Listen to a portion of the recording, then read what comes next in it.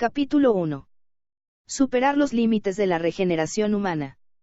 El deseo de llegar a regenerar miembros perdidos como lo hacen muchos animales ha estado presente en la imaginación humana desde tiempos inmemoriales. Hoy estamos más cerca de conseguirlo gracias al imparable avance de la ciencia, en ámbitos como la terapia celular y la ingeniería de tejidos. En noviembre de 2017 dos noticias saltaron a las principales secciones de ciencia de los medios de comunicación de todo el mundo, ambas referidas al campo de la bioregeneración. La primera aludía a un hombre que, tras sufrir quemaduras en el 95% de su cuerpo en un accidente de trabajo, consiguió sobrevivir gracias a un injerto de piel de su hermano gemelo. La segunda era el caso de un niño de 7 años que, a pesar de haber perdido la capa superior de la piel en el 60% de su cuerpo debido a una enfermedad genética rara, la regeneró prácticamente en su totalidad gracias a que recibió un trasplante de su propio tejido previamente reparado genéticamente con la utilización de un virus modificado. Casos como estos nos demuestran que la posibilidad de regenerar órganos y tejidos dañados, así como de recuperar miembros amputados empieza a ser ya una posibilidad real y no una simple fantasía. Después de todo, la regeneración no es una propiedad exclusiva de unos pocos seres, sino que se trata de un aspecto del proceso general de crecimiento y, por tanto, un atributo primario de todos los sistemas vivos, desde los más simples hasta los más complejos. Tanto es así que sin ella no podría haber vida, ya que el mantenimiento de un organismo depende de su capacidad para renovar constantemente tejidos y órganos. Lo que varía es el grado en que se da esa capacidad, más alto en unos organismos que en otros. Hay casos extremos que resultan asombrosos. Entre los invertebrados, la capacidad regenerativa de un tipo de gusano plano llamado Plenerie o de un minúsculo pólipo de agua dulce, la hidra, es tal que, si se coge un individuo y se trocea, cada uno de esos trozos dará lugar a un individuo nuevo con todas las características y funciones propias del organismo original. A medida que los organismos ganan en complejidad, esa facultad regenerativa disminuye. Aún así, es considerablemente alta en vertebrados como las salamandras y los ajolotes, que pueden regenerar casi cualquier parte no vital de su cuerpo, sea una extremidad o un órgano como el ojo. En lo que se refiere a los mamíferos y más concretamente a los humanos, nuestra limitación en este campo es mayor. Nuestra capacidad regenerativa prácticamente se reduce a recambios periódicos de las células epidérmicas, a pesar de que puedan dejar la marca de una cicatriz en caso de herida, y de otros epitelios, de las células hepáticas, las de la mucosa oral y las del tracto respiratorio, así como las que producen el pelo o las uñas. Estas últimas, por ejemplo, en el caso que sean extraídas o arrancadas pueden llegar a regenerarse, siempre que el daño no sea irreversible. Es decir, siempre que la zona en la que se activa esa regeneración haya permanecido más o menos intacta. Lo mismo sucede con el tejido muscular en algunas lesiones o en las fracturas óseas. Es evidente que en comparación a una plenerie o incluso a una salamandra, nuestra capacidad de regeneración es limitada. Esta multiplicidad de situaciones ha atraído durante siglos la atención de los científicos, que se han preguntado, ¿por qué algunos organismos son capaces de regenerarse y otros no? ¿Cómo se inicia este proceso? ¿Cómo los tejidos heridos especifican qué hacer? ¿De dónde proceden las nuevas células? Para poder contestar a estas preguntas, los investigadores trabajan con distintos organismos que utilizan como modelo y que les permiten comprender los mecanismos moleculares y celulares de la regeneración con la esperanza de poder reproducir en humanos esta utilísima habilidad. La extraordinaria capacidad de regeneración de algunos animales. A ojos humanos, la capacidad de regeneración de algunos animales es ciertamente espectacular y envidiable. Ya hemos señalado que algunos invertebrados son capaces de generar individuos completos a partir de fragmentos de individuos anteriores. Son especialmente conocidos los casos de las estrellas de mar, que pueden regenerarse a partir de uno solo de sus brazos y, sobre todo, el de la hidra. Desde su descubrimiento en la primera mitad del siglo XVIII, la hidra se ha convertido en uno de los animales modelo más estudiados en el ámbito científico de la regeneración.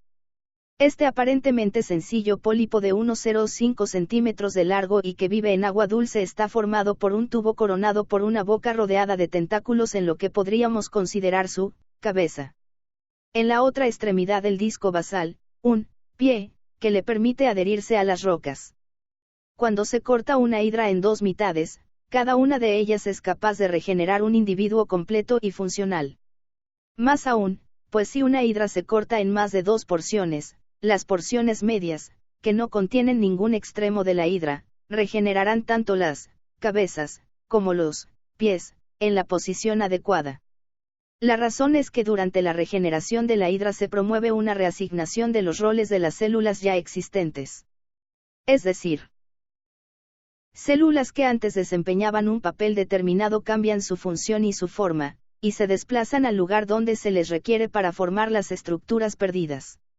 Dado que se da esta reordenación, las hidras resultantes son menores que la hidra original, mas, una vez formadas, esas hidras, hijas, podrán crecer hasta recuperar o superar el tamaño inicial. Dicho de otro modo, en la regeneración de la hidra primero se da una redistribución de los roles de las células ya existentes y luego se produce un crecimiento. Los estudios llevados a cabo en la hidra han permitido determinar que la región de la cabeza actúa como una especie de organizador de la regeneración. Así, en diferentes experimentos se constató que si, por ejemplo, se trasplantaba una región de la parte superior de la hidra a una parte inferior, se empezaba a desarrollar una cabeza nueva en la parte en la que había sido trasplantada. El secreto del blastema. Otro ejemplo de gran capacidad regenerativa dentro de los invertebrados lo constituyen las pleneries.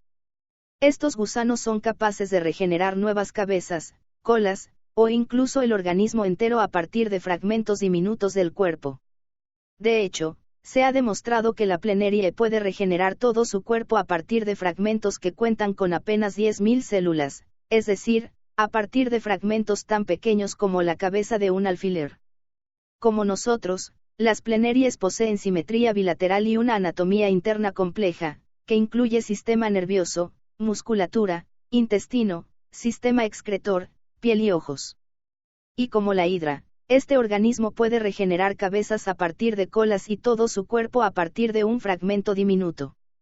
Sin embargo, en su caso, la regeneración de todos estos órganos se hace a partir de un blastema, que se forma donde se produce el corte.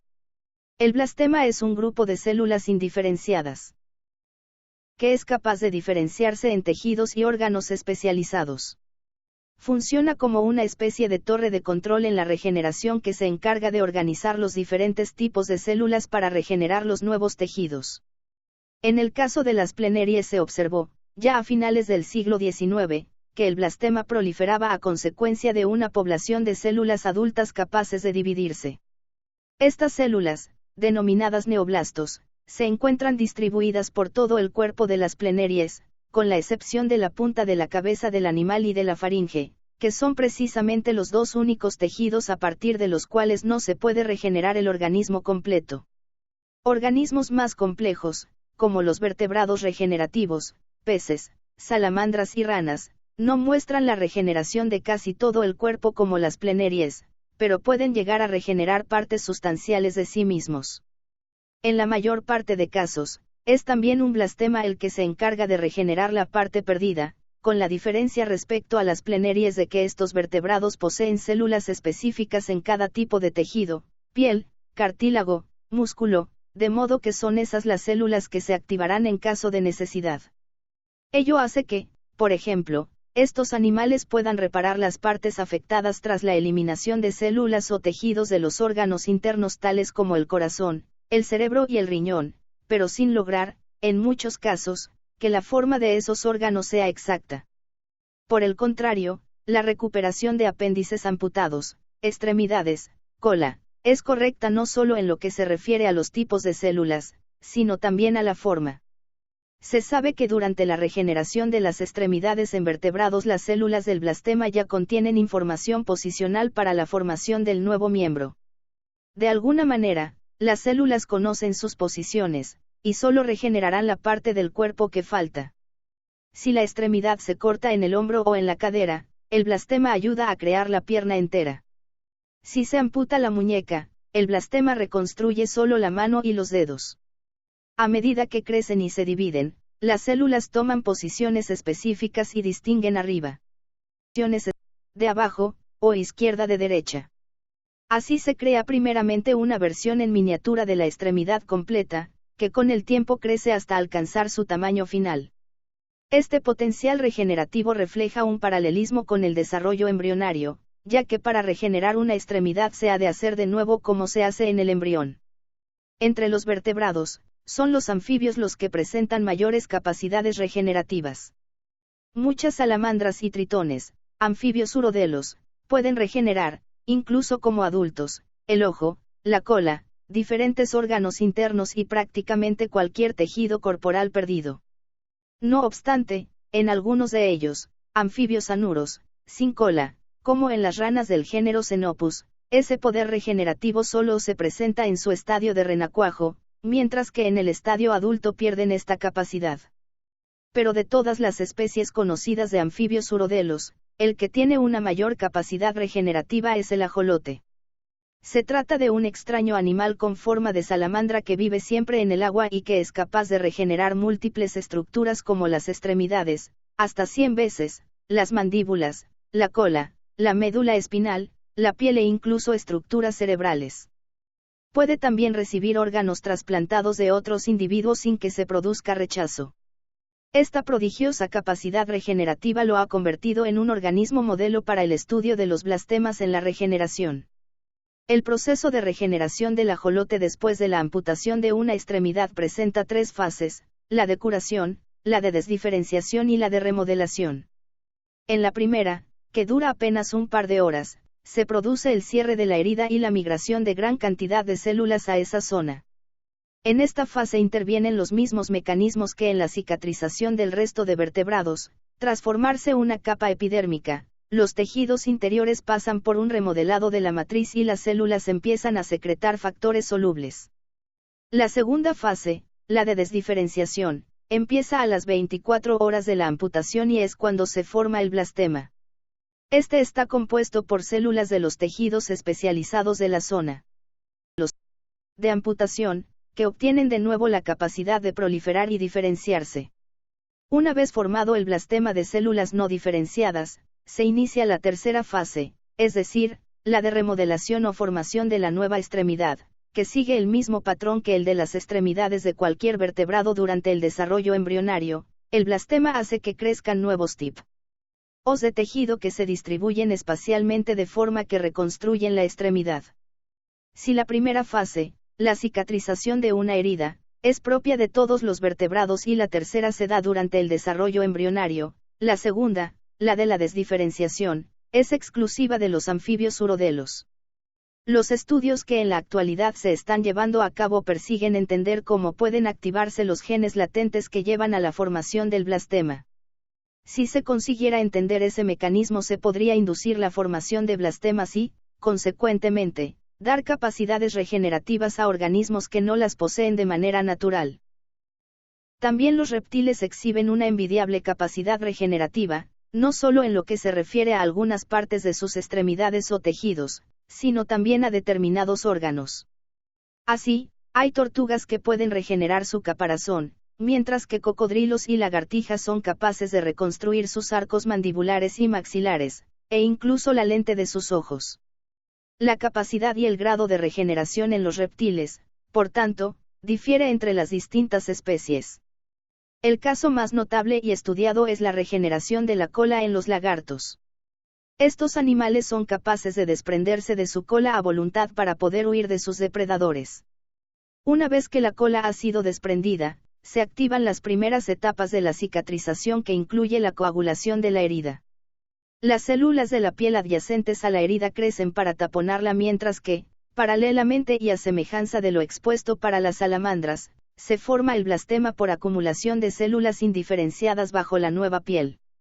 También, como en el caso de las salamandras, el crecimiento de este blastema parece estar dirigido por sustancias del sistema nervioso central.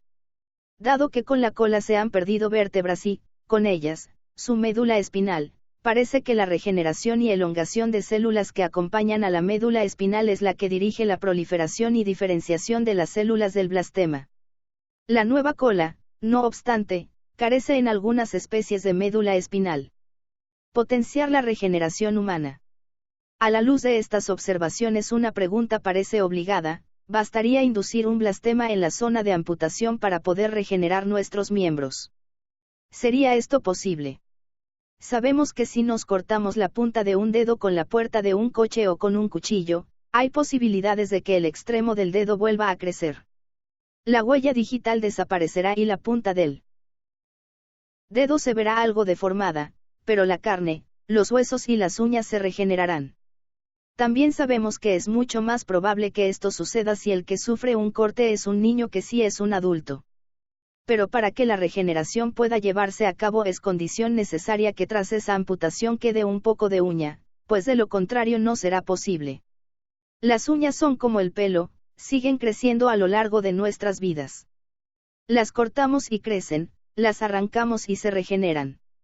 Recientemente se ha comprobado que en este proceso es esencial el papel de las células madre, un tipo de célula situado en la base de las uñas y que tienen la capacidad de dividirse y diferenciarse en diversos tipos de células especializadas. El equipo de la investigadora japonesa Mayumi Ito ha identificado un grupo de células madre debajo de la base de la uña de los ratones que coordinan la restauración de este tejido. Así, cuando se les amputa la punta del dedo, las células de las uñas activan la regeneración a través de una señal que llega a huesos y terminaciones nerviosas. Este proceso tiene efectos limitados en comparación con la regeneración en salamandras, pero comparte con ella características moleculares. Esto sugiere que tenemos en común con las salamandras algunos de los mecanismos implicados en la regeneración. Los investigadores están ahora estudiando si las señales correctas pueden inducir a estas células madre de las uñas a actuar en la regeneración de dedos enteros. Se han hecho intentos de inducción de blastemas en ratones y ratas mediante la aplicación de tratamientos a base de componentes químicos y celulares. Es el caso de la llamada matriz extracelular, nombre por el que se conoce el material biológico que rodea las células en nuestros cuerpos y que ayuda, por ejemplo, a dar forma a nuestros órganos. Algunos de estos experimentos han logrado inducir pequeños blastemas celulares capaces de dividirse y con algunas características de las células madre, pero con resultados más bien escasos. Solo se ha conseguido la regeneración parcial de los dedos y ello en ratones neonatos, nunca en adultos. Hasta la fecha no hay, pues, manera de regenerar dígitos perdidos si no se conserva tras la amputación parte de la base de la uña. Si cortamos un brazo o una pierna por la raíz, terminamos con un muñón permanente cubierto de tejido cicatrizado. Deshacer las cicatrices. Y es que la cicatrización es una parte natural del proceso de curación y el que está más generalizado entre los seres vivos.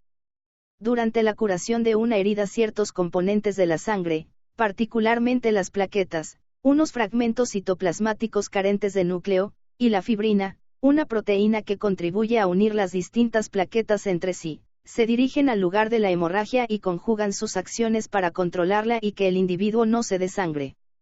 Se forma así un coágulo.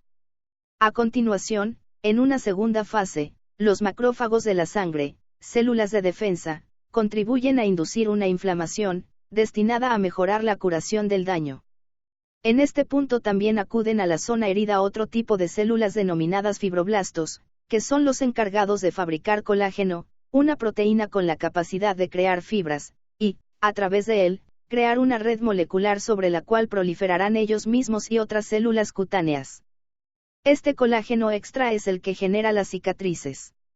En la fase de proliferación, además de los fibroblastos, proliferarán otras células que permitirán cerrar completamente la herida y recuperar el tejido perdido.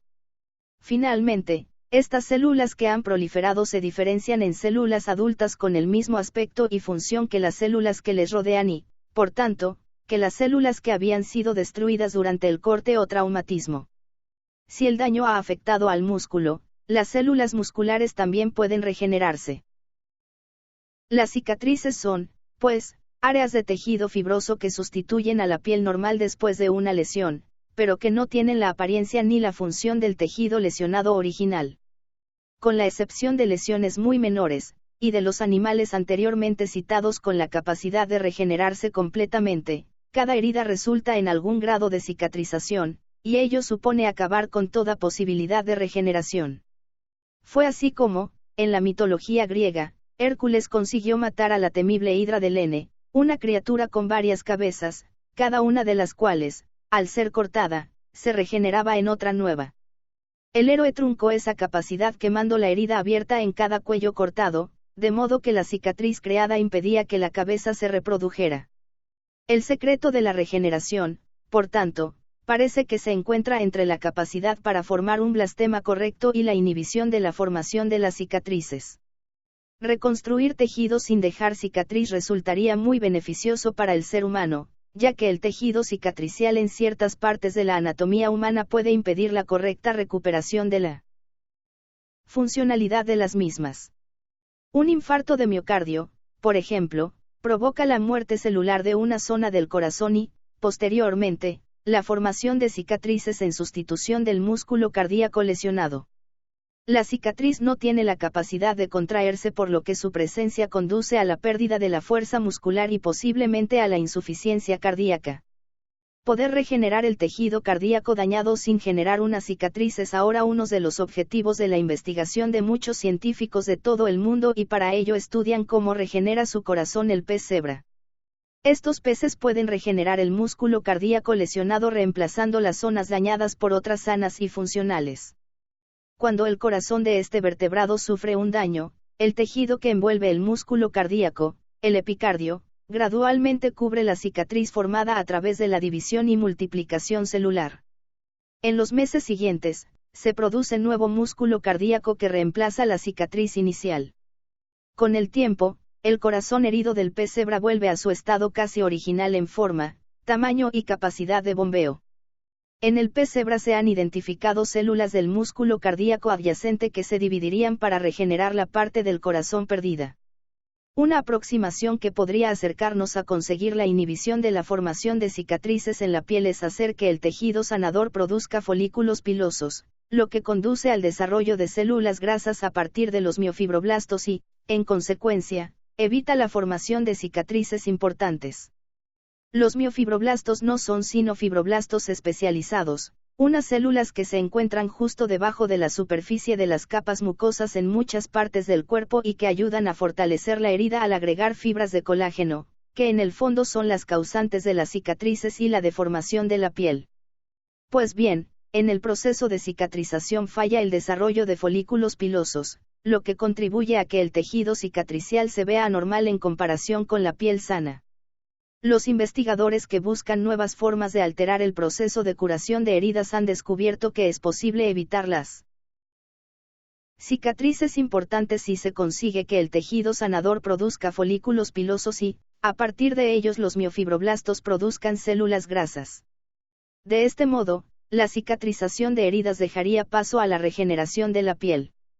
En la actualidad se está investigando sobre nuevas maneras de utilizar las células grasas de otros tejidos para inhibir la cicatrización y de este modo lograr una regeneración óptima. ¿Por qué no regeneramos? De todo lo expuesto anteriormente se desprende que la regeneración es la mejor estrategia biológica. Entonces, si es así, ¿por qué no regeneran más animales? Existen distintas hipótesis al respecto. La más extendida es la que alude a la complejidad de los mamíferos. La regeneración de la extremidad en un animal de este tipo requeriría controles más sofisticados para evitar que las extremidades y los órganos crecieran sin control.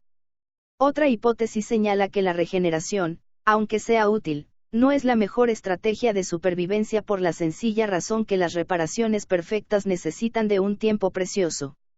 En cambio, el cierre inmediato de una herida abierta minimiza el riesgo de infección o sangrado, aunque el precio a pagar sea dejar en el tejido una marca, la cicatriz, y hacer mucho más difícil la regeneración. Visto así, la cicatrización de heridas sería un compromiso entre velocidad y precisión.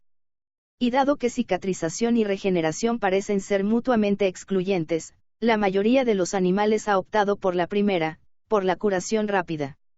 Estos mismos efectos protectores han hecho que, en el transcurso de la evolución, la cicatrización se haya visto favorecida por la selección natural. Mas no acaban aquí las hipótesis propuestas por los investigadores. Para algunos de ellos la capacidad regenerativa es algo que se generó independientemente en determinados organismos.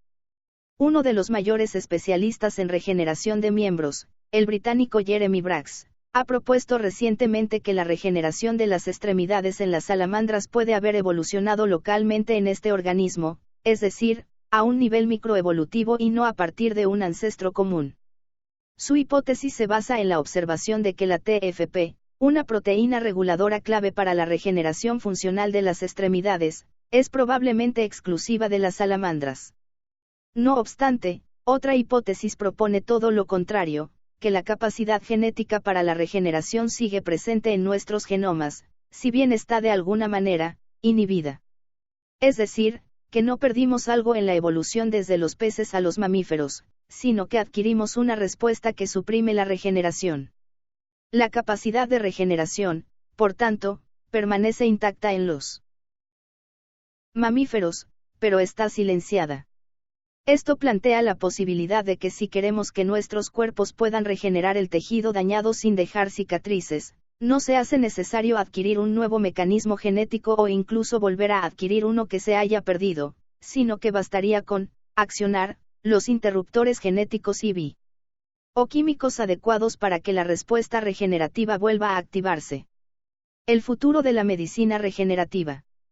Llegar a conocer las claves de la evolución de la regeneración en los organismos, así como los distintos mecanismos que permiten llevarla a cabo, tendría un impacto directo en la mejora de la salud humana, pues abriría una puerta a la esperanza para tratar no solo enfermedades autoinmunes como la esclerosis múltiple y neurodegenerativas como el Alzheimer, sino también para regenerar tejidos y órganos. Ya se han dado los primeros pasos para que ello sea posible con el desarrollo de la terapia celular y la ingeniería de tejidos. La terapia celular. En el cuerpo de los organismos pluricelulares conviven un gran número de células, las cuales, a pesar de contener la misma información genética, pueden ser radicalmente distintas entre sí dependiendo de su diferenciación. Así distinguimos células sanguíneas, neuronas.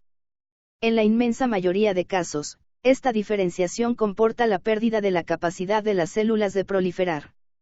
Así, una célula sanguínea o una neurona, diferenciadas en ambos casos, no pueden dividirse para dar lugar a nuevas células sanguíneas o neuronas, con lo que al morir no pueden dejar descendencia. Sin embargo, existe otro tipo de células que no están diferenciadas y sí pueden generar células descendientes. Son las células madre o troncales. En ellas se basan las grandes esperanzas de la bioregeneración, pues debido precisamente a su naturaleza pluripotente en el caso de las células madre embrionarias, esto es, la capacidad que tienen en especializarse en todas las células de nuestro cuerpo, o multipotente, en el caso de las células madre adultas, que se pueden diferenciar en un conjunto reducido de tipos celulares, contienen la llave tanto para la regeneración de órganos como para la de tejidos. Especialmente interesantes son las células madre hematopoyéticas y mesenquimales.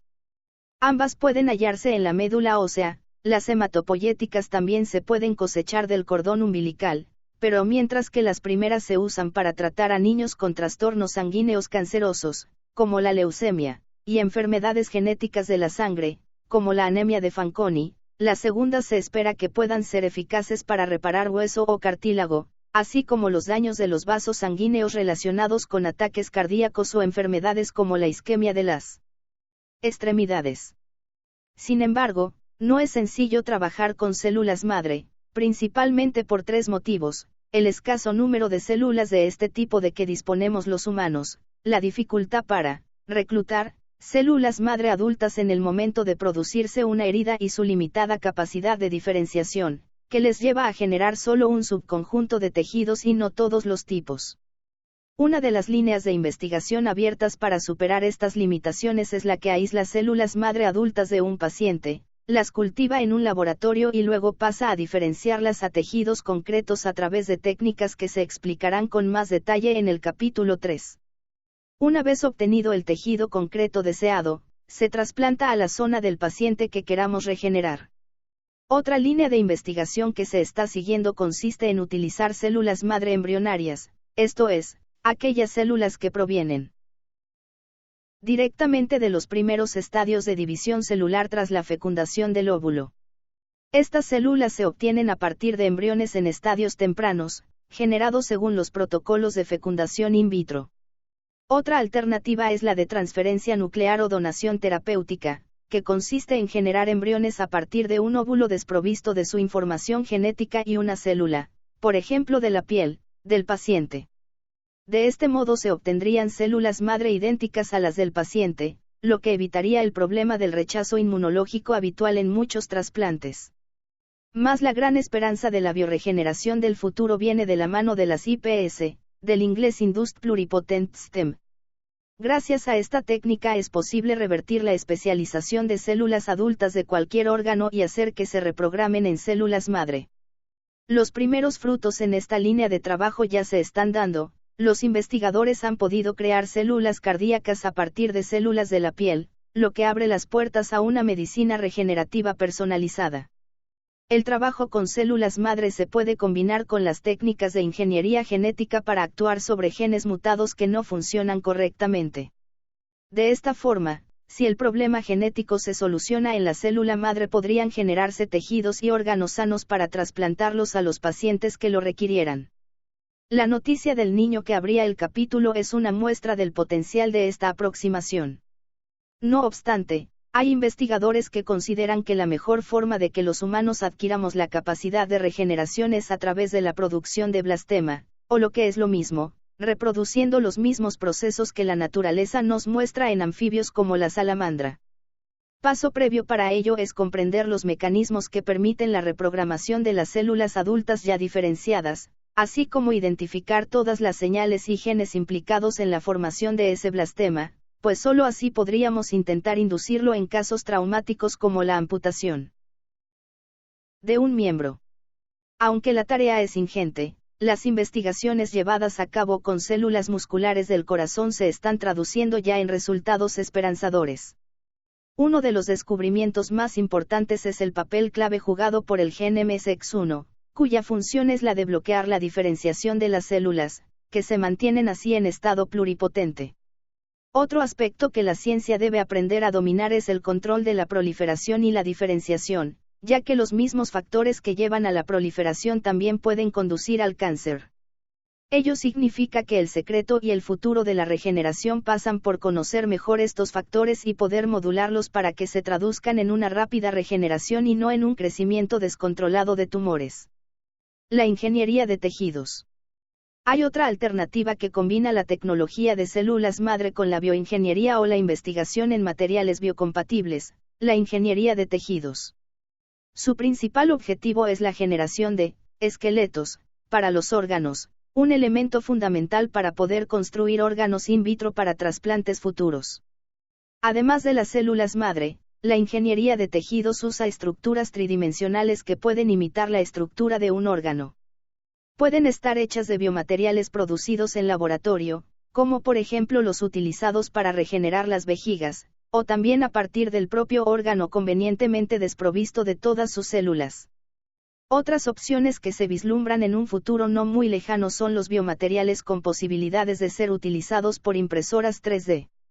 De hecho, científicos estadounidenses ya han impreso estructuras cartilaginosas, óseas y musculares que, después de implantadas en roedores, maduraron hasta convertirse en tejido funcional con su propio sistema de vasos sanguíneos. Estos órganos de laboratorio se pueden hacer crecer tanto en el propio laboratorio como en el cuerpo de animales, más concretamente en cerdos, como si estos fueran unas incubadoras vivas.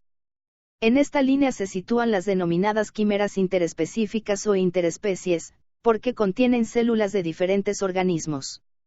Son una opción que puede contribuir a largo plazo a la creación de órganos cuando y como se necesiten. El problema principal aquí es la integración de las células humanas con las del animal, y eso es precisamente lo que ha conseguido el equipo de investigación del español Juan Carlos Ispizúa Belmonte. Los cerdos objeto de su estudio van camino ya de generar páncreas, riñones, cartílagos y córneas humanas dentro de sus cuerpos porcinos. La técnica se aplica durante el desarrollo embrionario. Básicamente de lo que se trata es de que el embrión de cerdo contenga células humanas que son las que harán un páncreas que se desarrollará dentro del animal a medida que éste crezca. De momento, los estudios que se están llevando a cabo están dirigidos a verificar el procedimiento. Una vez verificado este y conseguidos los pertinentes permisos, el equipo podrá empezar con las quimeras cerdo-humano. La gran diversidad de técnicas vigentes en la actualidad nos da una idea del interés que este campo despierta, a la vez que nos permite vislumbrar un futuro cercano lleno de novedades, terapias con células madre para regenerar piel, partes dañadas de un corazón, córneas, cartílago y médula espinal, ingeniería para producir órganos en el laboratorio. Y no hay que olvidar la posibilidad, en todo caso algo más lejana en el tiempo, de hacer crecer miembros amputados. Como hemos visto, ya existen vías de investigación que estudian la posibilidad de cambiar la genética humana activando o añadiendo los genes causantes de la regeneración. Terapia celular, ingeniería de tejidos y genética forman una relación interdisciplinar que promete llevarnos al futuro de la regeneración humana, una de las últimas fronteras indómitas de la biología. Pero para conocer hacia dónde vamos es necesario saber de dónde venimos, un apasionante recorrido que arranca en el siglo XVIII y que trataremos en el siguiente capítulo. Un gen para activar la regeneración. En 2013, un equipo dirigido por el biólogo Jochen Ring, del Instituto Max Planck de Biología Molecular, Celular y Genética de Dresde, Alemania, emprendió un estudio sobre las capacidades regenerativas de distintos tipos de gusanos planos. El primero estudiado, Smithia mediterranae, demostró tenerlas en el más alto grado, hasta el punto de que, tal y como señaló Ring, podemos cortarlo en 200 pedazos y se generarán 200 gusanos nuevos a partir de cada uno de ellos. En cambio, Dendrocoelum lacteum, a pesar de su cercanía genética a Smithia mediterranae, era incapaz de regenerar la cabeza una vez amputada. La causa, tal y como descubrió el equipo investigador, estribaba en un gen que controlaba tal capacidad y que se hallaba desactivado. Los científicos procedieron entonces a activar ese gen y devolvieron así a ese animal la capacidad de recuperar esa parte del cuerpo, cerebro, ojos y conexiones nerviosas intermedias incluidos.